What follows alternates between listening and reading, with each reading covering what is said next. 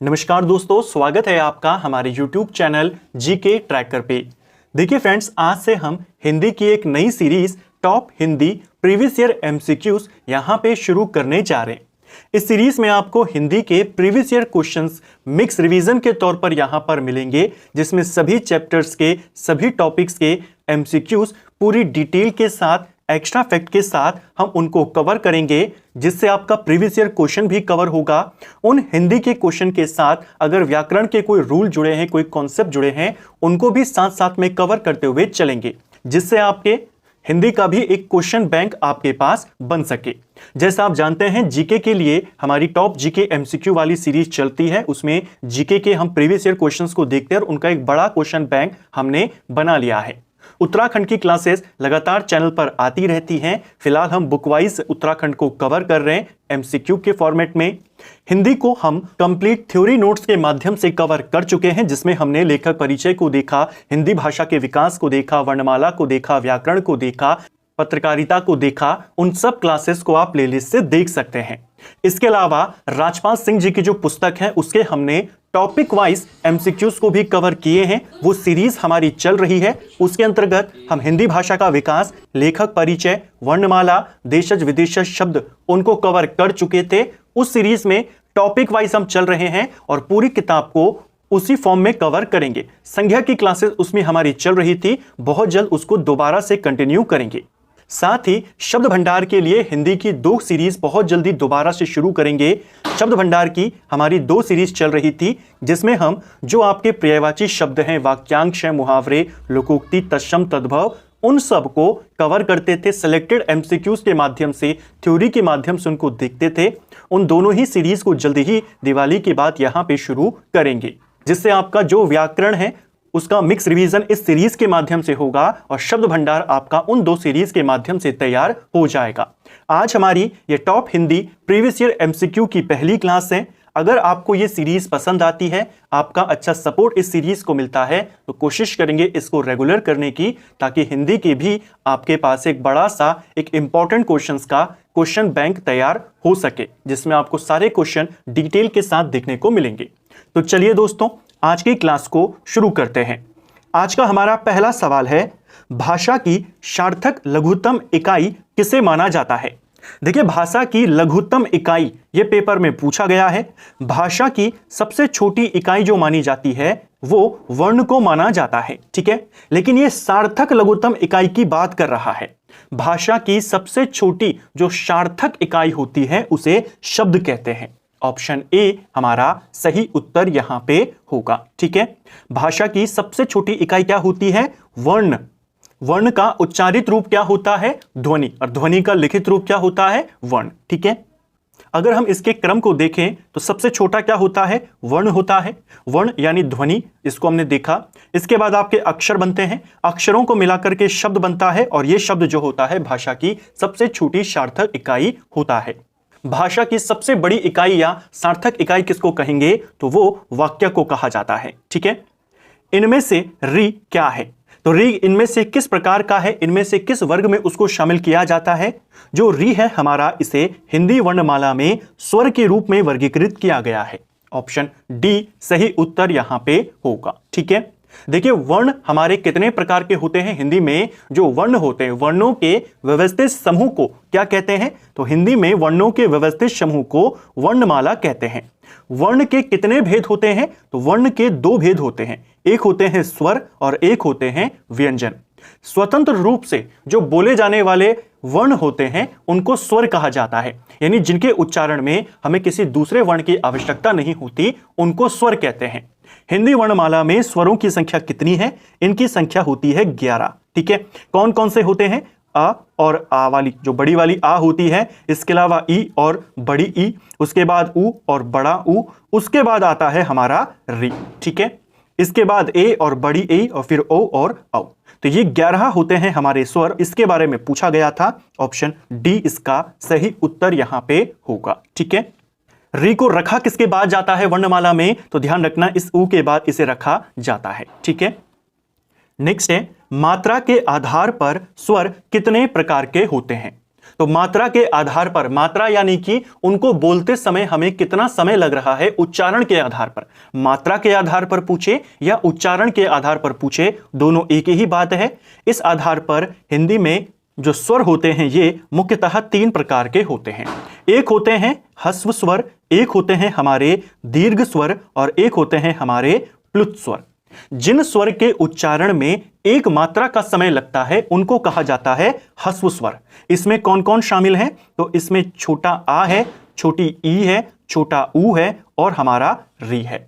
इन चारों को ह्रस्व स्वर के रूप में शामिल किया गया है। ठीक है। जिन स्वर के उच्चारण में 2 मात्रा का समय लगता है उनको दीर्घ स्वर कहते हैं। इन 4 को छोड़कर बाकी 7 के 7 जो स्वर हैं वो यहां पर आते हैं। ठीक है। प्लुत स्वर, इसका ज्यादातर इस्तेमाल संस्कृत में होता है, हिंदी में बहुत कम होता है। जिन स्वरों के उच्चारण में 2 मात्रा से ज्यादा का समय लगता है उसे प्लुत स्वर कहा जाता है। ठीक है। इसका चिन्ह के रूप में इस्तेमाल किसका किया जाता है? इसमें इसका किया जाता है। जो हिंदी में 3 लिखा जाता है, संस्कृत भाषा में इसको प्लुत स्वर के चिन्ह के रूप में इस्तेमाल करते हैं। जैसे अगर हमें राम लिखना हो तो इस तरीके से लिख दिया जाता है ताकि इसका उच्चारण में हमें थोड़ा ज्यादा समय लगे। ठीक है। कंठ तालव्य दीर्घ स्वर वर्ण का उदाहरण कौन सा है? तो इनमें से कंठ तालव्य दीर्घ स्वर वर्ण का उदाहरण आपने बताना है। हिंदी में कौन सा वर्ण कहां से उच्चारित होता है वो आपसे सवाल बनता रहता है। हिंदी वर्णमाला को भी हमने डिटेल में कवर किया हुआ है। देखिए, हिंदी में 2 ऐसे वर्ण हैं जिनके उच्चारण में कंठ और तालव्य दोनों का इस्तेमाल होता है। वो दोनों आपके ये वाले वर्ण हैं। तो सही उत्तर क्या होगा? Option D.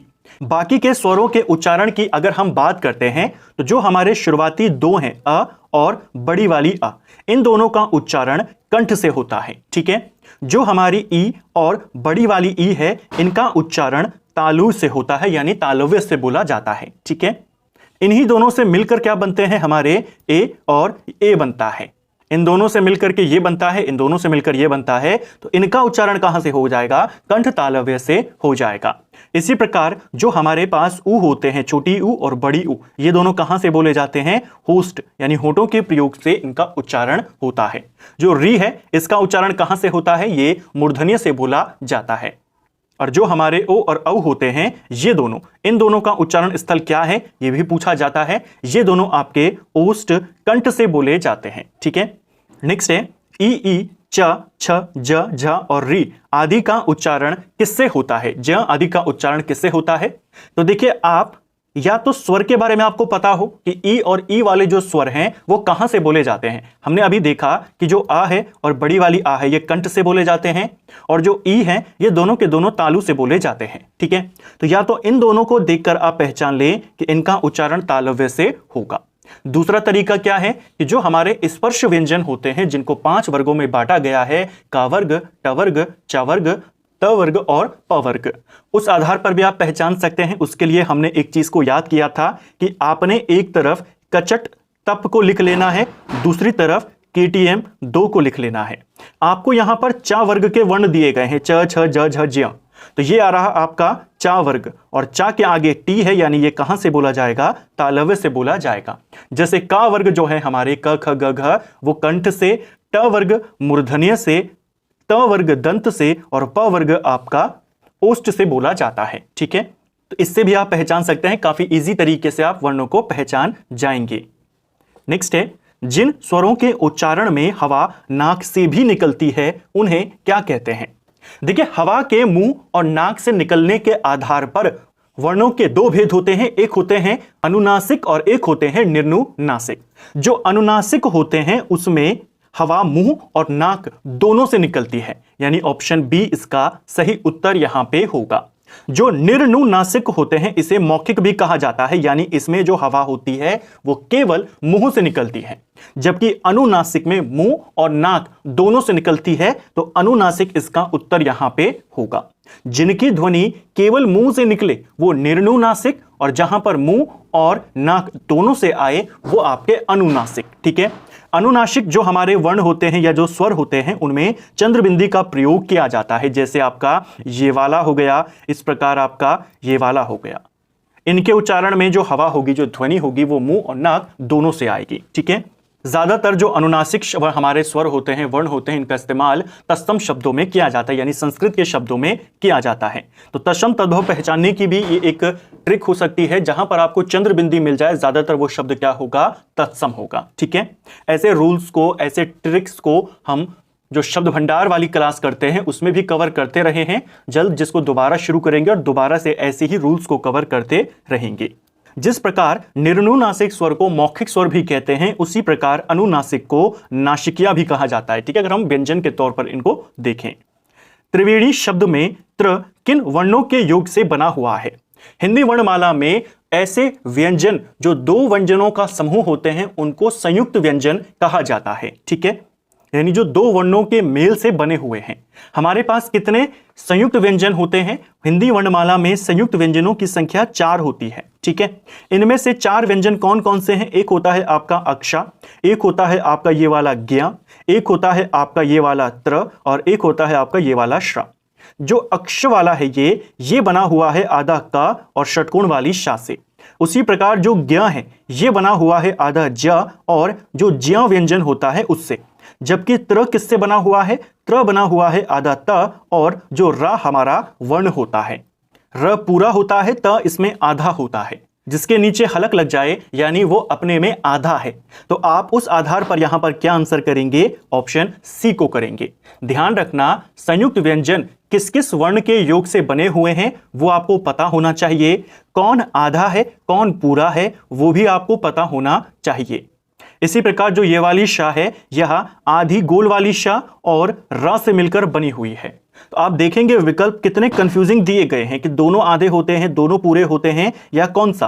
तो आपने इस वाले कॉन्सेप्ट को याद करना है, जो आगे वाला वर्ण है वो आधा है, पीछे वाला पूरा है। जैसे यहां पर क आधा है, षटकोण वाली श पूरी है, ज आधा है, ये वाली ज पूरी है, त आधा है, र पूरी है। ठीक है, मूर्धन्य अल्प प्राण अघोष वर्ण का उदाहरण निम्न में से कौन सा है?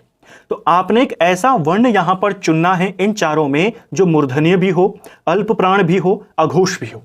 पहले मूर्धन्य वर्ण को यहां पर पहचान लेते हैं, फिर से वही वाला कॉन्सेप्ट लगाएंगे, कचट तप और केटीएम 2। तो मूर्धन्य आपको लगाना है तो एम के आगे कौन सा वाला शब्द लगता है? क च ट। तो ट यहां पर लगेगा, यानी ट वर्ग जो होता है वो मूर्धन्य होता है। अब ट वर्ग के वर्ण कौन कौन से हैं? टा है, ठा है, इसके अलावा ये वाली ड है, ये वाला ढ है और ये अणा है। ये है आपके ट वर्ग के वर्ण। तो इनमें से अगर आप देखेंगे चा तो इसमें शामिल होगा नहीं, ये आपका एलिमिनेट हो गया। दूसरा कह रहा है अल्प प्राण वर्ण चुनना है। अल्प प्राण क्या होते हैं? हर वर्ग का जो पहला, तीसरा और पांचवा वर्ण होता है, यानी पहला, तीसरा और पांचवा, ये क्या होते हैं? ये अल्प प्राण वर्ण होते हैं। जबकि दूसरा और चौथा हमेशा महाप्राण होते हैं। ठीक है, तो यहां पर अल्प प्राण चुनना था, तो ये तो आ रहा है, ये दूसरा वर्ण है तो ये एलिमिनेट हो जाएगा, ये चौथा वाला है ये भी एलिमिनेट हो जाएगा। हमारी इस कंडीशन को पूरा कौन करता है? केवल ये वाला करता है। ऑप्शन बी सही उत्तर होगा।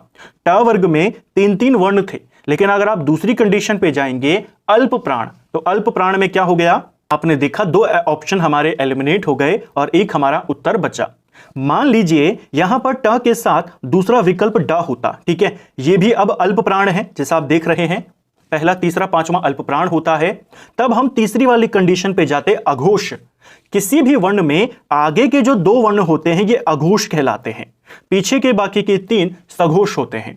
तो ये वाला सघोष हो जाएगा और तब आपका आंसर क्या निकलता है? यहां पर ट निकलता है। तो इस प्रकार आपके 3-3 बातें एक ही क्वेश्चन में पूछी गई थी, सिंपल सा क्वेश्चन था। स्वर तंत्रियों के आधार पर व्यंजनों को कितने वर्गों में बांटा गया है? आज हमारी ये इस सीरीज की पहली क्लास है, तो ज्यादातर क्वेश्चन आपको वर्णमाला से देखने को मिल रहे हैं। ये सभी क्वेश्चन प्रीवियस ईयर के क्वेश्चन हैं जो 2023 के एग्जाम में, 2022 के अलग अलग एग्जाम्स में आपसे पूछे गए थे, चाहे वो किसी भी एग्जाम हो, किसी भी स्टेट का एग्जाम हो। आगे इस सीरीज में आपको और ज्यादा अलग अलग टॉपिक्स के क्वेश्चन भी देखने को मिलेंगे। देखिए, सवाल है स्वर तंत्रियों के आधार पर व्यंजनों को कितने वर्गों में बांटा जाता है? स्वर तंत्रियों के आधार पर व्यंजनों को 2 वर्गों में बांटा जाता है। एक होते हैं हमारे अघोष व्यंजन और एक होते हैं हमारे सघोष व्यंजन। ठीक है, यानी अघोष वर्ण और सघोष वर्ण। जिन व्यंजनों के उच्चारण में हमारी स्वर तंत्रियों में कंपन नहीं होता उनको अघोष कहते हैं। और जिनके उच्चारण में हमारी स्वर तंत्रियों में कंपन होता है, वाइब्रेशन होता है, उसे सघोष कहते हैं। और जैसे मैंने आपको कहा, हर वर्ग का आगे के 2 याद कर लीजिए, अघोष से आगे के 2। तो हर वर्ग का जो हमारे 5 इंपॉर्टेंट वर्ग हैं, क च टप, तो हर वर्ग का पहला और दूसरा यानी आगे के 2 अघोष हैं, बाकी सारे सघोष हैं। इसके अलावा जो हमारे स्वर होते हैं, सभी के सभी स्वर क्या होते हैं? सा से स्वर, सा से सघोष। ठीक है, यहां पर उत्तर क्या होगा? केवल ऑप्शन बी 2। अनुस्वार किसका कार्य करता है? देखिए, अनुस्वार जो होता है किसी भी वर्ग का जो 5वां वर्ण होता है, पंचम वर्ण, उसका कार्य करता है। ऑप्शन सी सही उत्तर होगा। नेक्स्ट है, कौन से शब्द में र व्यंजन नहीं है? तो इनमें से किस शब्द में र व्यंजन का इस्तेमाल नहीं है? इसके लिए आपको वर्ण विच्छेद यहां पर करना होगा। वर्ण विच्छेद कैसे होगा? जैसे मात्र की बात करते हैं, मात्र का वर्ण विच्छेद कैसे होगा? पहले इस मां को आधा लिखा जाएगा, हलक लगा हुआ है यानी आधा है। इसके बाद इसके पीछे ये मात्रा लगी हुई है, तो इस मात्रा को लिखा जाएगा, ये इस प्रकार की मात्रा है। उसके बाद जो त्र है इसका भी किया जाएगा, तो ये आधा त है और फिर आपका रा है। ठीक है, तो यहां पर रा है तो ये आपका एलिमिनेट हो गया। इसी प्रकार मूर्धा की बात करते हैं, मूर्धा का कैसे बनेगा? सबसे पहले मां आ जाएगा, फिर इसके नीचे जो ये मात्रा है, मात्रा कौन सी वाली लगी है? बड़ी ऊ की लगी हुई है, तो यहां पर बड़ा ऊ आ जाएगा। उसके बाद आपका मूर्धा, जैसे आप उच्चारण करते हैं तो रा का उच्चारण पहले होता है हमेशा, तो पहले रा आ जाएगी आधी वाली, उसके बाद आपका ध आ जाएगा आधा, और फिर आपका स्वर आ जाएगा क्योंकि मात्रा यहां पर लगी है, तो यहां पर भी र का इस्तेमाल किया गया है। क्रम की बात करते हैं, क्रम में सबसे पहले क आ जाएगा, उसके बाद आपकी ये र की मात्रा यहां पर आ गई, फिर आपका क्योंकि डबल मात्रा नहीं है, डबल आ नहीं है, तो इसके साथ किसे माना जाएगा? छोटी आ को माना जाएगा।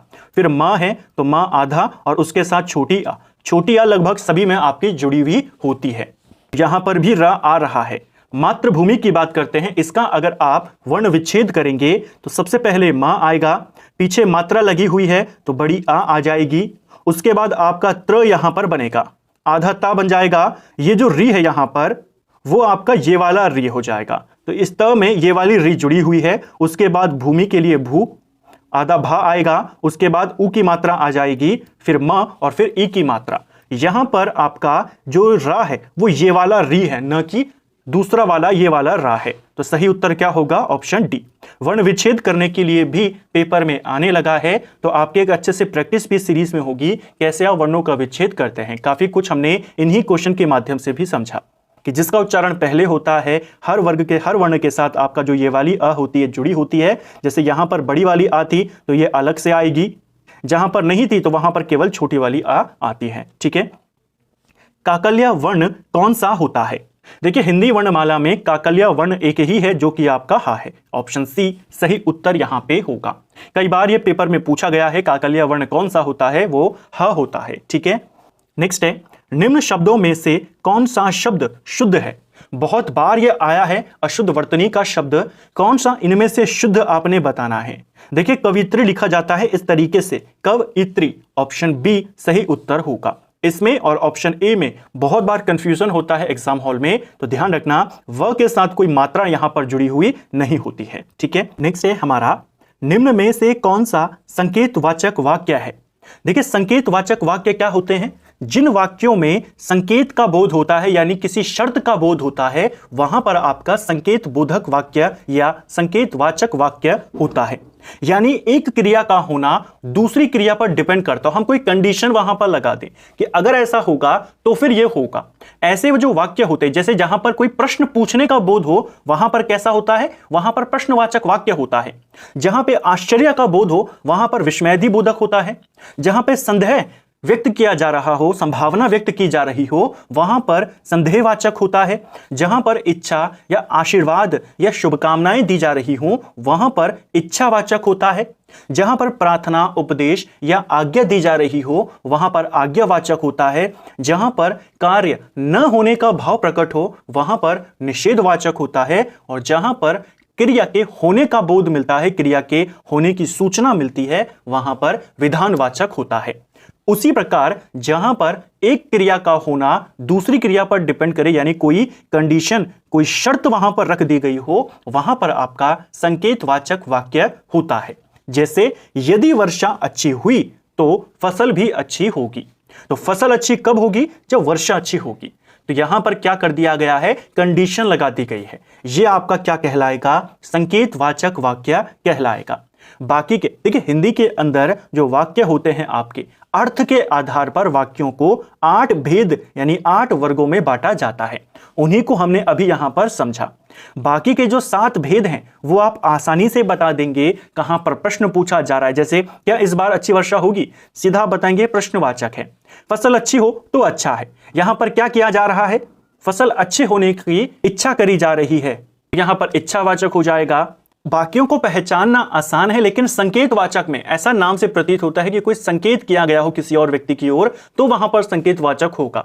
इसको ध्यान रखना, संकेतवाचक वाक्य में कंडीशन यानी कोई शर्त वहां पर होती है कि ऐसा होगा तब जाकर वैसा होगा। ठीक है। निम्न शब्दों में से कौन सरिता का पर्यायवाची शब्द नहीं है? देखिए, सरिता का पर्यायवाची शब्द होता है तटिनी, होता है वाहिनी, होता है तरंगिणी।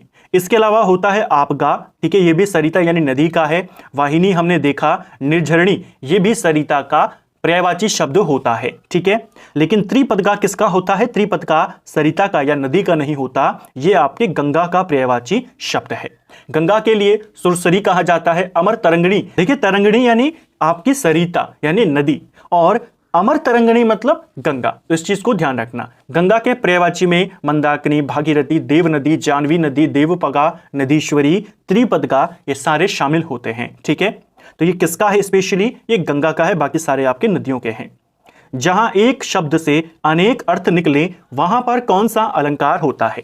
यानी एक शब्द से एक से अधिक अर्थ जहां पर जुड़े होते हैं, जिन वाक्यों में, जिन पंक्तियों में यानी शब्द एक ही बार आया होगा, उसके अर्थ हर प्रसंग में, हर अर्थ में, हर संदर्भ में अलग अलग होंगे, वहां पर आपका श्लेष अलंकार होता है। श्लेष अलंकार कहां पे होगा? जहां पे शब्द एक बार आया हुआ हो और उसके अर्थ अलग अलग हों। एक शब्द के अनेक अर्थ वहां पर होगा श्लेष अलंकार। श्लेष अलंकार किस प्रकार का अलंकार होता है? शब्द अलंकार या अर्थ अलंकार? तो ये शब्द अलंकार है। 3 इंपॉर्टेंट शब्द अलंकार होते हैं, अनुप्रास, यमक और श्लेष। ठीक है। मुंशी प्रेमचंद का वास्तविक नाम क्या था? देखिए, मुंशी प्रेमचंद और जो आपके बाकी के यूके ट्रिपल के सिलेबस में 23 लेखक दिए गए हैं, गद्य के लेखक, पद्य के लेखक, उनके ऊपर भी मास्टर क्लासेस बनी हुई हैं, जिनको आप डिटेल में प्लेलिस्ट से देख सकते हैं। वहां से भी आपके कई सारे क्वेश्चन बन जाते हैं। जैसे ये बना है, मुंशी प्रेमचंद का रियल नेम क्या था? तो इनका वास्तविक नेम था धनपत राय। ऑप्शन डी सही उत्तर यहां पे होगा। धनपत राय श्रीवास्तव इनका पूरा नाम था। मुंशी प्रेमचंद का जन्म और उनकी मृत्यु होती है वाराणसी में। सवाल बन सकता है। ठीक है, 1880 में इनकी जन्म होता है और 1936 में इनकी मृत्यु होती है। 1918 से लेकर के 1936 तक के काल को प्रेमचंद काल भी कहा जाता है। ठीक है। हिंदी साहित्य को कितने काल खंडों में विभक्त किया गया है? तो देखिए, हिंदी साहित्य के काल को 4 काल खंडों में बांटा जाता है। ऑप्शन बी सही उत्तर यहां पे होगा। पहला काल माना जाता है आदिकाल को। ठीक है, आदिकाल की जो अवधि मानी जाती है हिंदी साहित्य में, वो 650 ईस्वी से लेकर 1350 ईस्वी की मानी जाती है। इस आदिकाल को अलग अलग विद्वानों ने अलग अलग नामों से संबोधित किया है। जैसे आदिकाल, ये जो नाम है इस टाइम पीरियड को, ये दिया है हजारी प्रसाद द्विवेदी ने। इसी काल को चारण काल के नाम से भी जाना जाता है, ये नाम दिया था जॉर्ज गियर्सन ने। राहुल सांकृत्यान ने आदिकाल को सिद्ध सामंत काल कहा। महावीर प्रसाद द्विवेदी ने इस काल को बीज वपन काल कहा। तो आदिकाल के अलग अलग नाम हैं। जो सबसे पॉपुलर नाम है आदिकाल, वो किसने दिया है? हजारी प्रसाद द्विवेदी। इसके बाद जो दूसरा काल माना गया है कालखंड, वो भक्ति काल को माना गया है। भक्ति काल की अवधि 1350 ईस्वी से लेकर 1650 ईस्वी की मानी गई है। इन 4 काल खंडों में हिंदी साहित्य का स्वर्ण काल इसी भक्ति काल को कहते हैं। ठीक है। भक्ति काल के बाद आता है रीति काल। यह आपके 1650 ईस्वी से लेकर 1850 ईस्वी तक चलता है और 1850 के बाद शुरू होता है आधुनिक काल। तो हिंदी साहित्य को 4 काल खंडों में बांटा गया है, आदिकाल, भक्ति काल, रीति काल और आधुनिक काल। ठीक है। पूर्वी हिंदी का विकास इनमें से किस अपभ्रंश से हुआ है? देखिए, पूर्वी हिंदी का विकास आपने बताना है। किस अपभ्रंश से हुआ है? अलग अलग प्रकार के जो हमारे अपभ्रंश हैं उनसे अलग अलग भारतीय भाषाओं का विकास हुआ है, जिसमें सबसे प्रमुख अपभ्रंश है हमारा कौन सा, शौरसेनी अपभ्रंश। इसी प्रकार है हमारा एक अर्धमागधी अपभ्रंश, एक है हमारे पास मागधी अपभ्रंश। ये टॉप 3 है। शौरसेनी अपभ्रंश से 3 इंपॉर्टेंट भाषाएं जिसमें आपकी पश्चिमी हिंदी आती है, राजस्थानी आती है, गुजराती आती है। इनका विकास किससे हुआ है, पश्चिमी हिंदी, राजस्थानी, गुजराती, शौरसेनी अपभ्रंश से।